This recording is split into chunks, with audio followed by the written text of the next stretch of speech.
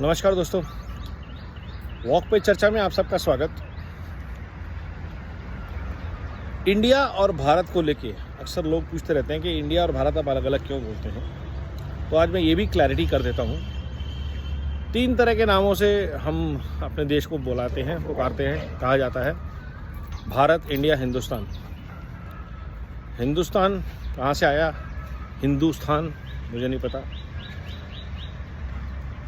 India Britishers ने दिया, जो कि कहा जाता है मेगास्थनीज की बुक इंडिका से इसका नाम आया। कब बना, अंग्रेज़ों ने दिया। बट जो पुरातन सबसे पुराना भारत का नाम है वो है भारत। हमारे देश का नाम भारत। और अंग्रेज़ जब हमें अपनी पावर ट्रांसफ़र करके गए 1947 में, तो उन्होंने अपना इंडिया कंटिन्यू रखा, अपने लोगों को सत्ता का हस्तांतरण किया, अपनी कांग्रेस को, और उनके पढ़ाए लिखाए हाफ ब्रिटिश ब्राउन साहब लोगों को वो पावर ट्रांसफ़र कर गए। भारत का नाम आगे पीछे चलता रहा, बट वर्ल्ड ने भारत को कभी समझा नहीं, देखा नहीं एज भारत। भारत को ये सौभाग्य प्राप्त हुआ जब भारत ने आज़ादी के बाद पहली बार एक नेतृत्व चुना 2014 में।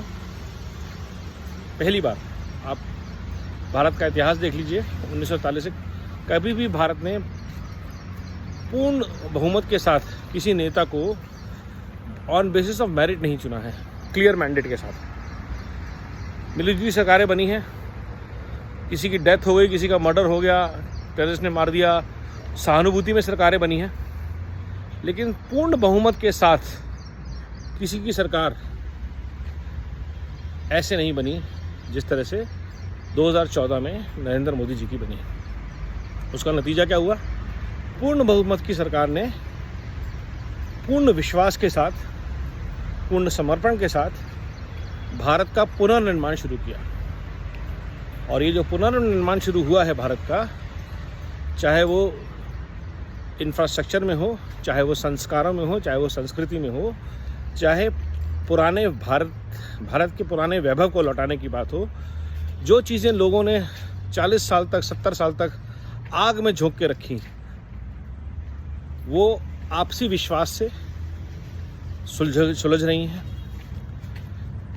चाहे वो अयोध्या का भव्य मंदिर हो, और चाहे वो एक्सप्रेसवेज और एयरपोर्ट्स हो, चाहे वो अंतर्राष्ट्रीय योग दिवस हो, चाहे वन सोलर अलायंस हो। भारत की गरिमा को 4 चांद लगे हैं पिछले 8-9 साल में।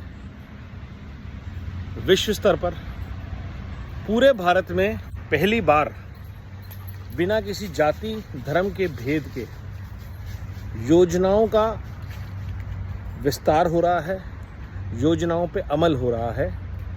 पहली बार आपके खाते में पैसे आ रहे हैं बिना किसी लाग लपेट के। अगर आप रजिस्टर्ड हैं आधार से, बैंक अकाउंट आपका रजिस्टर्ड है, और आप किसी भी लेवल पे क्वालिफाई करते हैं, आपका धर्म, आपकी जाति, आपका क्षेत्र, आपका मज़हब मैटर नहीं करता।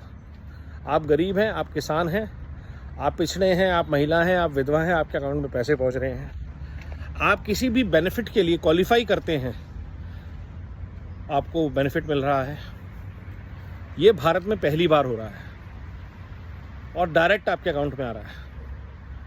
और उसका सबसे बड़ा प्रमाण हमने देखा कोविड में, जब पूरे विश्व में और आज भी जब पूरे दुनिया में अनार्की है, तो भारत में जितने भी आंदोलन खड़े किए जा रहे हैं, वो सिर्फ झूठ और नफ़रत की बुनियाद पे किए जा रहे हैं। चाहे वो किसान आंदोलन हो, चाहे वो पहलवान आंदोलन हो, चाहे वो सीए के प्रोटेस्ट हो, और सबको दिख रहा है कि वही लोग हर जगह दिखते हैं। क्यों?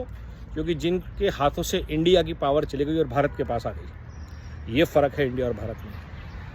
इंडिया को दलाल कंट्रोल करते थे, भारत को देशभक्त कंट्रोल करते हैं, राष्ट्र निर्माता कंट्रोल करते हैं।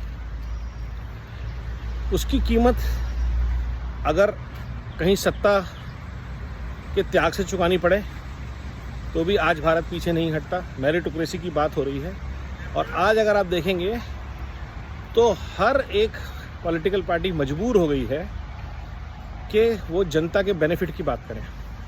ये नैरेटिव चेंज जो हुआ है ये 2014 की संघर्ष का नतीजा है पिछले 10 साल के। और यही नैरेटिव अगर बिल्ड बैक बेटर भारत की तरफ समर्पित, एक भारत सशक्त, श्रेष्ठ भारत को समर्पित, सशक्त भारत को समर्पित, स्वच्छ भारत को समर्पित अगर चलता रहा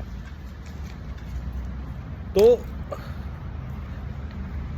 बेटर भारत बन के रहेगा 2047 तक, कोई रोक नहीं सकता। हम सबको 2024 में इसी विश्वास के साथ जुड़ना है, आगे बढ़ना है। जय हिंद, धन्यवाद।